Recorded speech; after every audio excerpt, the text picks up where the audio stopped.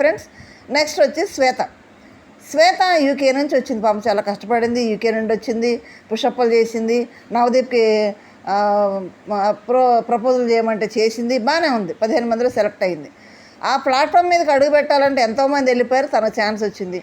కానీ వాళ్ళ అమ్మ కోరిక ఏంటి? ఆ ప్లాట్ఫామ్ మీద తను చూడాలి అనేది వాళ్ళ అమ్మ కోరిక నెరవేర్చింది. షూటింగ్ జరుగుతుండగానే వాళ్ళ అమ్మగారు చనిపోయారు. మన బాధాకర పాపం ఆడపిల్ల కాబట్టి చనిపోయింది కాబట్టి బాధగానే ఉంది. కానీ తన తల్లి కోరిక నెరవేర్చింది స్టేజ్ మీద నిలబడటం.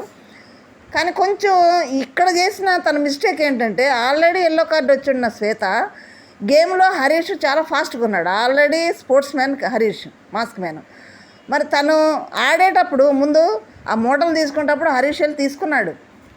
అదే పండుకునే టైంలో కూడా హరీష్ని పడుకోబెట్టకుండా ఈ శ్వేత అక్కడ పడుకొని హరీష్ చేత మూటలు వేయించినట్టయితే బాగుండేది. హైట్గా ఉన్నాడు పర్సన్, ఇట్లా వంగితే కొంచెం దూరం లెంత్ కూడా కవర్ అవుతుంది, వేయగలడు. దాంట్లో కొంచెం గెలిచేవాళ్ళు తన బెనిఫిట్ శ్వేత అయితే ఉండగలిగేది.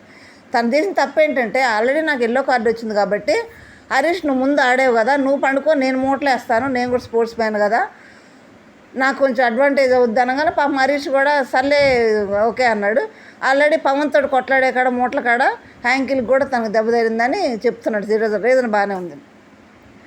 హరీష్ చేత వేయించినట్టయితే గెలిచేవాళ్ళే శ్వేత అక్కడ ఉండేది. కానీ శ్వేత వేయటం వల్ల వేయలేకపోయింది. మూటలు కొన్నే ఉండిపోయినాయి.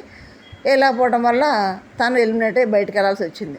బాధగానే వెళ్ళింది పాపం. అంటే భీమినాయనలోకి వెళ్ళొచ్చు అన్న ఆలోచన ఎవరికైనా కోరుకుంటుంది. అక్కడ ఉండేవాళ్ళు ఎవరికైనా కానీ ఆ ప్లాట్ఫామ్కి అడుగు పెట్టాలే కదా వచ్చేది. పాపం వెళ్ళిపోయింది శ్వేత.